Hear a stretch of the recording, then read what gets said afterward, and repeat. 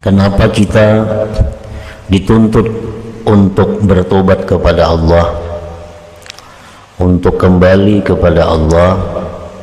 Karena faidah tobat itu ada dua perkara.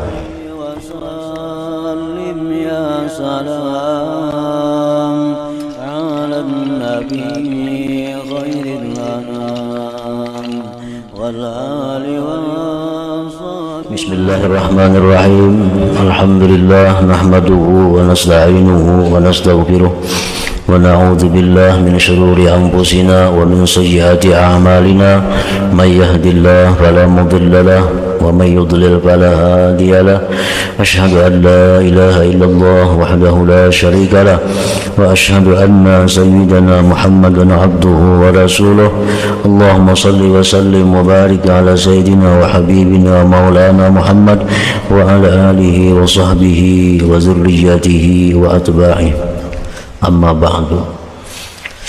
Yang kita cintai dan kita hormati para habaib dan para alim ulama, para muhibbin, hadirin hadirat rahimakumullah. Alhamdulillah, puji dan syukur kita haturkan kehadirat Allah Subhanahu wa ta'ala, yang mana dengan taufik hidayah serta inayahnya kita pada malam ini dapat kembali berkumpul di majelis yang penuh berkah dan rahmatnya ini. Salawat dan salam kita haturkan keharibaan junjungan kita Rasulullah Nabi besar Muhammad sallallahu alaihi wasallam, dan kepada seluruh keluarga, para sahabat, zurriyat dan pengikut beliau sampai hari kiamat nanti. Para muhibbin rahimakumullah, wa qala hujjatul Islam Al-Ghazali qaddasallahu ta'ala ruha bi minhajil abidin, summa alaika ya talibal ibadah waffaqakallah wa iyyana bittaubah wa dzalik li amrain. Berkata Hujjatul Islam Abu Hamid Al-Ghazali, semoga Allah sucikan roh beliau, di dalam kitabnya Minhajul Abidin, kemudian lazimilah atas engkau, wahai orang yang menuntut ibadah. Semoga Allah memberikan taufik kepada kita semuanya, amin ya rabbal alamin. Lazimilah dengan tobat, dan yang demikian itu disebabkan dua hal, dua perkara. Kenapa kita dituntut untuk bertobat kepada Allah, untuk kembali kepada Allah? Karena faidah tobat itu ada dua perkara. Ahaduhuma liyahsula laka tawfiqut ta'at, fa inna syu'mad dzunub yurisul hirmana wa yuqibul khidlan, wa anna qaidaz dzunub yamna'u anil masyi ila ta'atillah azza wa jalla wal musara'ati ila khidmatih, lianna thiqalaz dzunub yamna'u minal khibbah lil khairat wan nasyati fit ta'at. Pertama, kita disuruh untuk bertobat itu agar hasil bagi engkau taufiqut ta'at, kemudahan untuk berbuat taat. Karena kejahatan dosa itu menimbulkan tercegah daripada taat dan mengiringkan kehinaan. Dan bahwa ikatan pasungan dosa-dosa itu mencegah dia daripada berjalan kepada taat terhadap Allah Azza wa Jalla dan bersegera kepada khidmat kepada Allah, Karena beratnya dosa-dosa itu mencegah daripada ringan berbuat baik dan rajin pada ketaatan.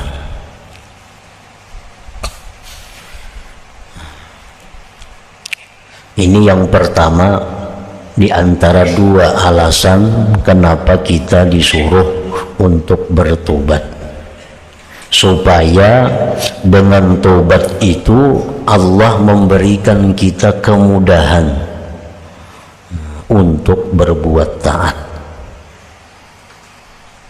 Karena dosa-dosa yang ada pada diri kita itu memasung kita.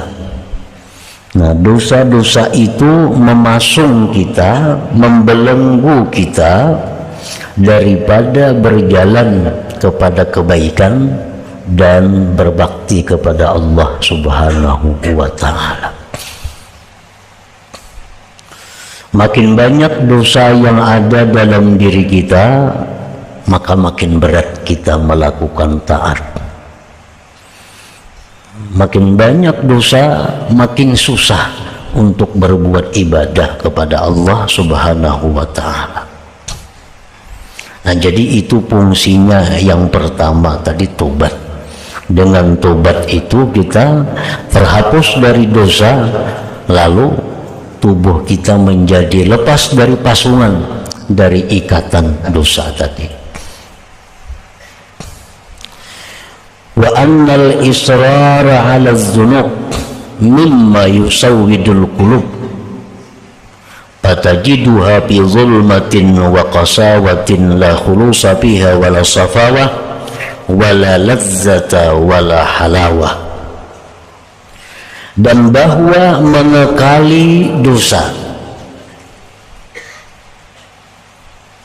mengekali dosa itu artinya kada bertobat, walaupun kada hari-hari berbuat dosa. Kita berbuat dosa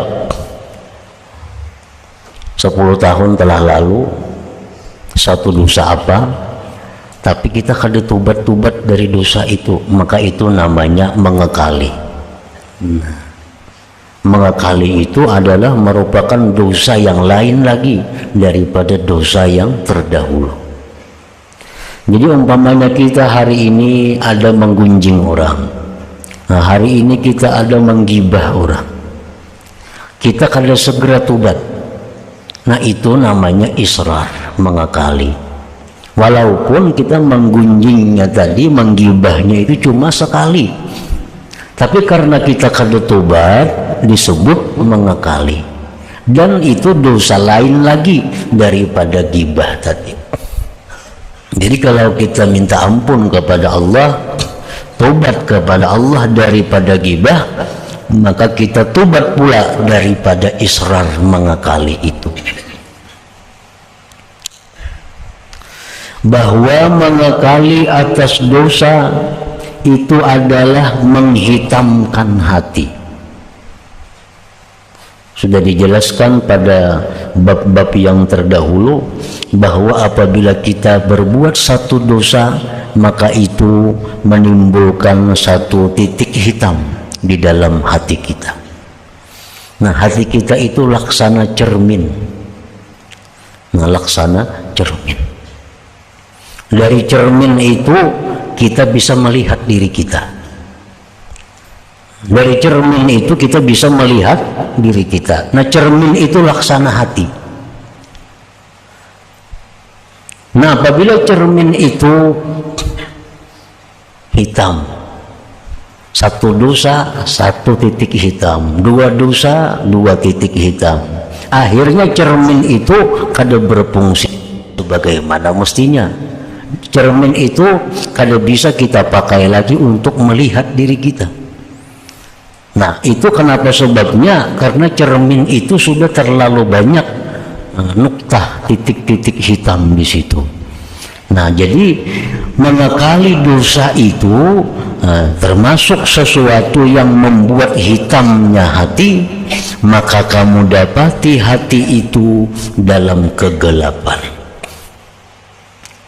Wa qasawatin, keras, tidak ada murni padanya, dan tidak ada bersih padanya, dan tidak ada kelezatan padanya, dan tidak ada manis padanya.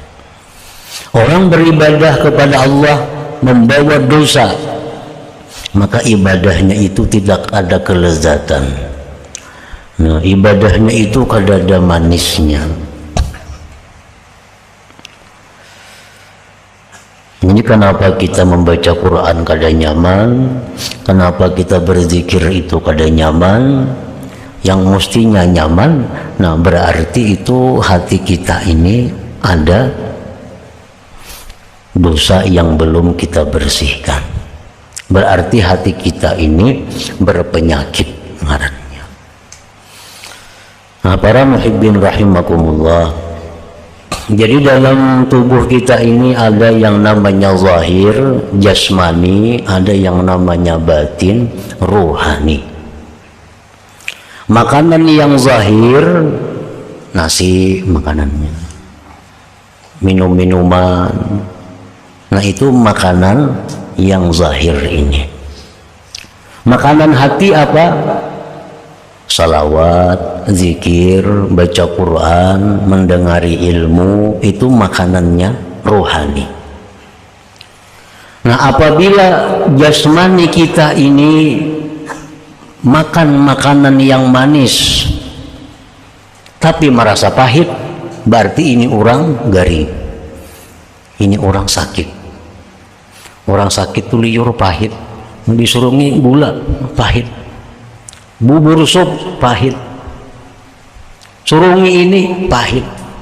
Kenapa? Karena jiwa jasmaninya sakit.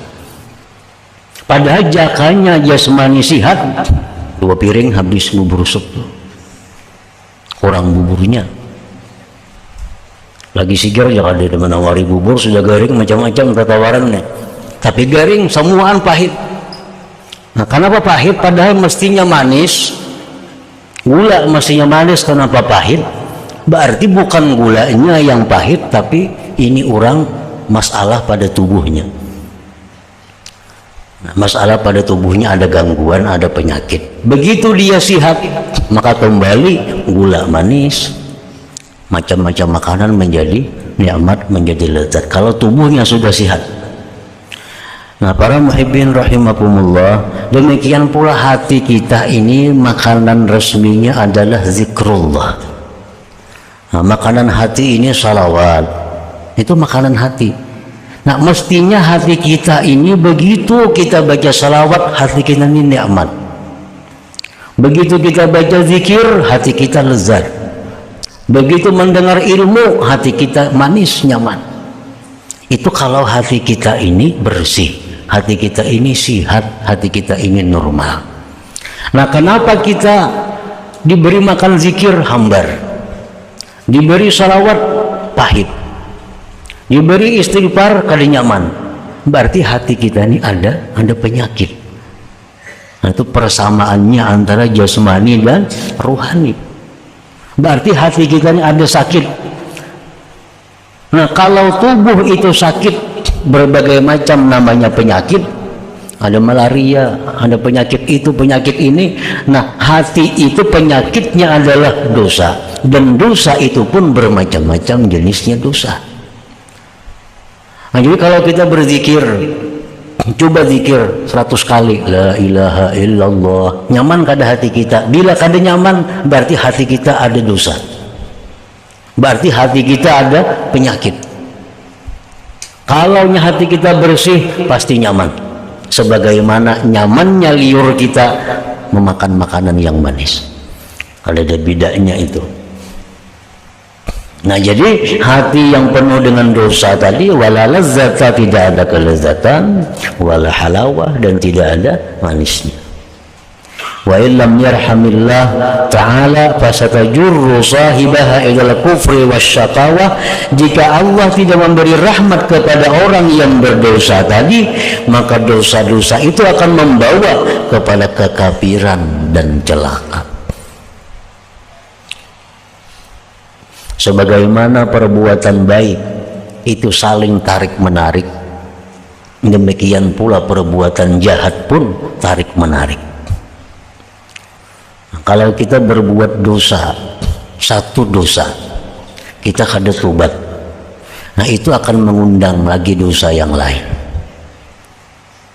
Dosa dua sudah jadinya. Nah, dua dosa ini akan mengundang lagi dosa yang lainnya. Kalau kita kada tobat, mengundang lagi dosa yang lebih besar daripadanya. Akhirnya undang-undang membawa kepada kekafiran. Dan kafir itu adalah dosa yang paling besar di antara dosa besar. Nah, perbuatan taat pun demikian. Kalau kita berbuat taat sedikit, tapi karena taat kita itu nikmat, taat kita itu lezat karena hati bersih dari dosa, akan mengundang kepada taat yang lain lagi. Nah, dulunya cuma 2 rakaat, nikmat nyaman, sekarang jadi 4 rakaat. Dulunya cuma 100 kali sehari baca salawat karena nikmat, karena nyaman, udah jadi 200 sehari. Nah, itu mengundang kebaikan, itu membawa kepada kebaikan lainnya, dosa pun membawa kepada dosa yang lainnya. Bini-bini itu asal mulanya kada bakal kamban, baju panjang, tangan panjang, bajunya panjang sampai ke batis, cuma kada bakal kamban lagi sebuting. Nah, bila itu kada tobat inya, kena bahandap selawarnya tuh. Bila itu kada tobat, kena bahandap selawarnya. Kada tobat lagi, asalnya ingat landal, ingat lintuhut selawar. Kada tobat lagi, ingat batang paha selawarnya. Itu mengundang kepada kejahatan. Kalau tangannya panjang, jadi ingat siku, jadi ingat bahu, akhirnya dadanya kada berpakaian lagi. Nah, padahal asalnya cuma kada memakai jilbab, asalnya cuma kada memakai penutup kepala, tapi karena itu kada disesali, kada tobat, mengundang. Orang laki-laki dan perempuan yang berduaan itu satu dosa. Al-khalwah bil ajnabiyah, berduaan laki-laki perempuan itu dosa. Nah, bila ini kada dihentikan, akan menjalar kepada dosa yang lebih besar lagi, lebih besar lagi. Pada asalnya cuma berduaan. Nah, jadi sifat dosa itu selalu menarik kepada dosa yang lebih besar lagi. Jika Allah tidak memberikan rahmat, maka akan menarik kepada kekafiran dan akhirnya adalah syakawah, celaka. Faya ajaba kaifa yuwaffaqu lit-ta'ati man huwa fi syu'min wa qaswah, wa kaifa yud'a ila al-khidmati man huwa musirrun 'ala al-ma'siyati wa muqimun 'ala al-jafwa, wa kaifa yuqarrabu lil munajati man huwa mutalattikhun bil akdzari wan najasat. Bagaimana mungkin diberi taufik, diberi kemudahan untuk taat kepada Allah orang yang berada di dalam kejahatan dan di dalam hati yang keras. Orang yang hati keras karena dipenuhi dosa, bagaimana mungkin itu bisa diberi taufik untuk taat? Dan bagaimana diajak kepada berkhidmat orang yang mengakali maksiat dan meneruskan renggang dengan Tuhannya?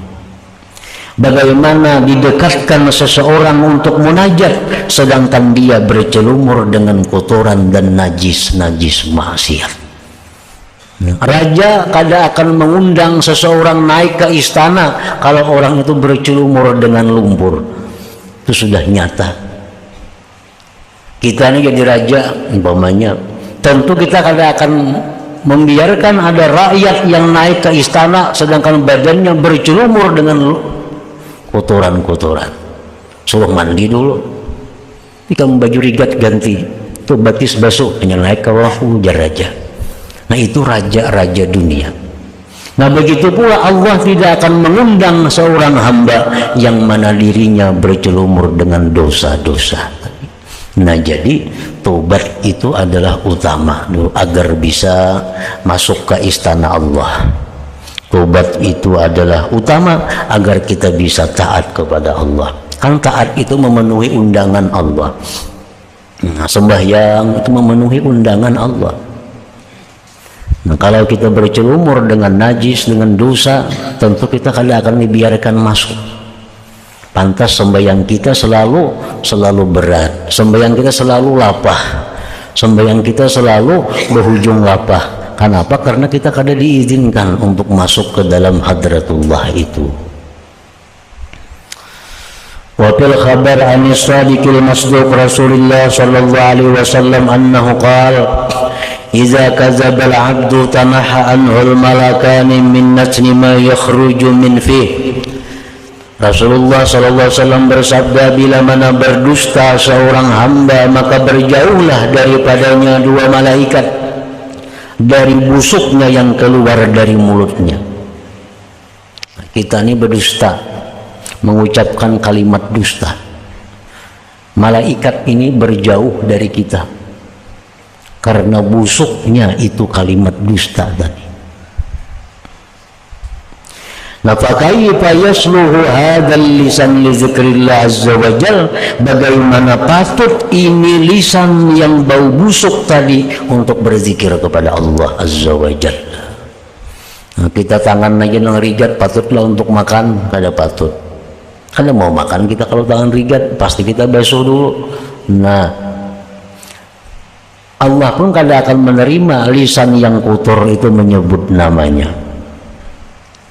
Lisan yang kotor itu menyebut namanya.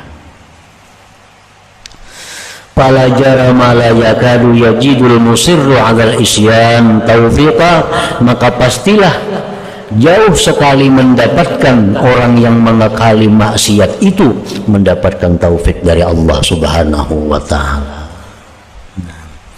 Kenapa jar malas beribadah? Kenapa kada mau awit beribadah? Itu kada ada penyebab lain selain daripada ada dosa yang belum dia tobat daripadanya itu.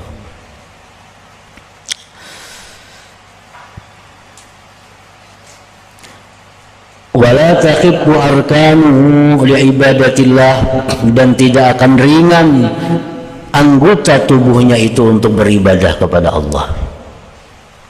Orang yang masih bercelumur dengan dosa kada akan ringan anggotanya beribadat kepada Allah. Fa in ittafaqa fa bikaddin, jikalau dia beribadah juga maka dengan susah payah. La halawata ma'ah wala safwah, tidak ada manis besertanya dan tidak ada kebersihan, kejernihan baginya. Wa kullu dzalik li syu'miz dzunub wa tarki taubah, seluruh yang demikian itu akibat daripada jahatnya dosa dan meninggalkannya tobat. Jadi apa amalan yang paling baik kita kerjakan setiap hari? Apa amal bukan hanya baik, yang utama dikerjakan tiap hari. Amalan yang utama dikerjakan tiap hari itu adalah tobat. Tobat. Pagi tobat, tengah hari tobat, kamarian tobat, tengah malam tobat. Kenapa? Karena kita pasti ada melakukan dosa-dosa di tengah-tengah waktu itu.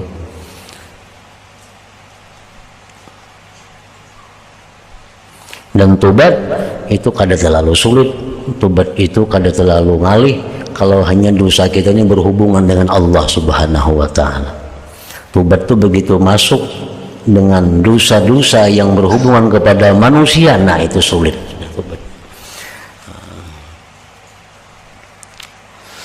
Walaqad sadaqa man qala, sungguh benar orang yang berkata, idza lam taqwa ala qiyamil lail wa siyamin nahar fa'lam annaka maqbulun qad qabbalatka khati'atuk. Sungguh benar orang yang berkata, yaitu Imam Fudail bin Iyad radhiyallahu an, apabila engkau tidak mampu beribadah di malam hari, engkau kada mampu tahajud, kada mampu puasa di siang hari, maka ketahuilah bahwa engkau itu terpasung, dan sungguh memasung akan engkau dosa-dosa engkau sendiri. Wa misluhu qala rajulun lil Hasan al-Basri rahimahullahu ta'ala, seperti itu berkata laki-laki kepada Hasan Basri rahimahullah, ya Aba Sa'id, inni abitu mu'afa wa uhibbu qiyamal lail wa u'iddu ma bali atakassalu wa la aqumu hal lidzalika min sabab. Wahai Aba Sa'id, ulun ni guring dalam keadaan sihat, dan ulun kapingin tengah malam tu bangun. Ulun siapkan sudah alat-alat bersuci, banyu sudah siap, segan berudu tengah malam, kena semuaan sudah siap. Maka apa keadaan ulun ini malas dan kada bisa bangun tengah malam itu, padahal kada ada penyakit apa-apa. Waktu guring hendak bangun tengah malam, sudah disiapkan macam-macam keperluan beribadah di tengah malam, sudah siap. Begitu tengah malam, ulir. Apa sebabnya? Faqala, ujar Hasan Basri, zunubuka qayyadatka. Itu dosa engkau yang memasung engkau. Nah, dosa engkau yang memasung engkau, sehingga kada bisa kita beribadah di tengah malam, kata bawah. Hiyallati mana'atka 'anil qiyam. Nah, itulah yang mencegah engkau daripada bangun tadi. Imam Ghazali dalam kitab Ihya, beliau menjelaskan sebab-sebab yang memudahkan seseorang agar bisa tahajud. Satu, ujar Sidin, supaya mudah tahajud itu siang jangan terlalu lapah bekerja, begawi. Karena bila siang kalapahan bekerja, malam kena janak bana guringnya. Satu itu, jangan terlalu lapah, jangan berhimat-himat siang, itu menguras tenaga. Satu. Yang kedua, ujar Sidin, siang itu ada guring. Paling baik itu guring yang namanya qailulah. Nah, menjelang sembahyang zuhur, menjelang tengah hari, jam 10:30 misal guring sampai zuhur. Nah, itu sembahyang yang apa? Guring yang berpahala, guring yang khusus menguatkan qiyamul lail. Yang ketiga, udah Sidin, malam itu jangan banyak makan minum. Bila banyak makan minum, otomatis barat mengantuk. Nah, yang keempat, supaya bisa tahajud itu pada siang hari jangan melakukan dosa. Artinya bila melakukan dosa juga tobat sebelum malam. Nah, bila 4 hal itu kita laksanakan, kita akan bisa tahajud di tengah malam itu. Nah, macam orang ni, nah, sudah semuaan siap, tengah malam bangun, timbul kada kawa tahajud. Pada bangun ujuk-ujuk ke situ kamari tengah malam, timbul buka TV sampai subuh kena.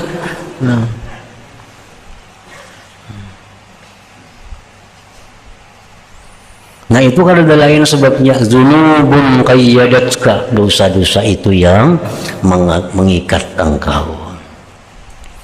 Nah, jadi itu yang pertama alasan kenapa kita ini selalu diperintah untuk tobat itu. Jadi amalan apa yang paling baik nang wah ini nih? Salawat kah, zikir, tobat itu yang utama dulu. Bila tobat itu biris, semuaan jadi biris. Semuaan jadi mudah, semuaan jadi nyaman. Kita berzikir kada akan nyaman kalau dosa kita masih banyak. Baca Quran kada akan nyaman kalau dosa kita banyak. Sembahyang kayak apa kita belajar kada akan nyaman kalau dosa banyak. Karena dosa itu mengikat dari segala kelezatan tadi. Wasani minal amrain, yang kedua dari 2 hal kenapa kita disuruh tobat itu, innama talzamuka taubatu lituqbala minka ibadatuk. Nah, agar diterima daripada engkau ibadah engkau. Kenapa kita tobat? Supaya ibadah kita diterima. Karena kalau kita menggunjing orang umpamanya, nah, kita kada tobat-tobat daripada menggunjing orang, sembahyang kita kada diterima.